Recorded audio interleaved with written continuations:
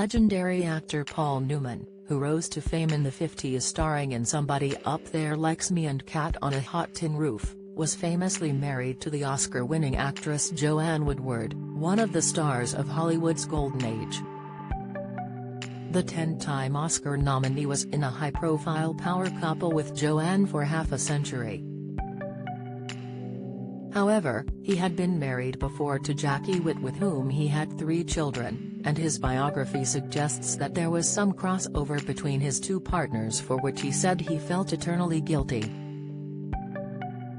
Paul and Joanne's partnership became such an institution that it is often forgotten that the philanthropist had been married before. According to Shawn Levy's 2009 biography Paul Newman, A Life, Paul chose to remain private about the details of his former partnership but said, "I was probably too immature to make a success of my first marriage. What happened to us during that period is nobody's business." However, he said that he had been guilty as hell, adding, "I'll carry it with me for the rest of my life."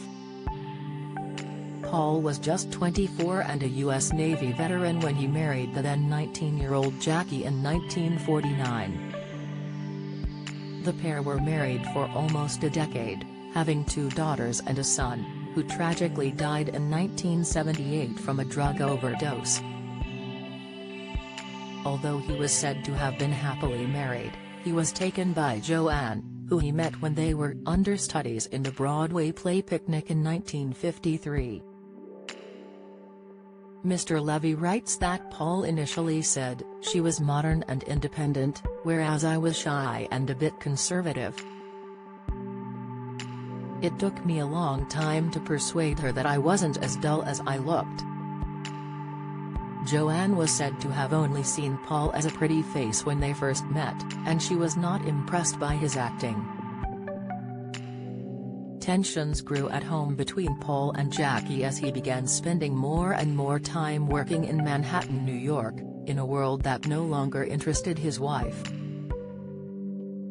A friend explained, when she had her children, Jackie lost her interest in acting and in the world that meant everything to Paul. Paul and Joanne were 2 highly attractive people with a deep mutual interest and an obvious feeling of companionship, but you seldom saw Jackie. Their friendship soon developed into an affair, Mr. Levy explained, and Jackie is said to have grown suspicious of her husband. Joanne once recalled, "Paul and I were good friends before we were lovers. We really liked each other. We could talk to each other, we could tell each other anything without fear of ridicule or rejection. There was trust." He struggled to ask for a divorce, describing himself as a failure as an adulterer to screenwriter Stuart Stern. Eventually, he found the courage, and after he and Joanne starred in the 1958 film, The Long, Hot Summer, the pair married the following year. From then on he was known for his fidelity, famously stating, "I have steak at home. Why should I go out for a hamburger? Don't miss." Poll asks if murderers should have to attend sentencing in court. Poll, teachers urged to consider their students and accept pay offer. Report, Whom's Yusuf era tip to tear SNP apart. Insight, but his memoir, The Extraordinary Life of an Ordinary Man, published posthumously last year, suggests he felt deep betrayal. He wrote that the couple had their problems, adding, "This hasn't all been a bed of roses." Their daughter, Clea Newman Suderlund, told the BBC last year that while there might have been moments of difficulty, they worked hard on their relationship with her father, who was suffering on, holding on until his wife was by his side. She said, "Oh, there was tension. I'm sure it wasn't a cakewalk being married to him. But I think the impressive thing is that they worked really hard to stay together. I give them a lot of credit that they did manage to get through a lot of really hard times and come out on the other end stronger and better. My father wouldn't take his last breath until my mother was holding him.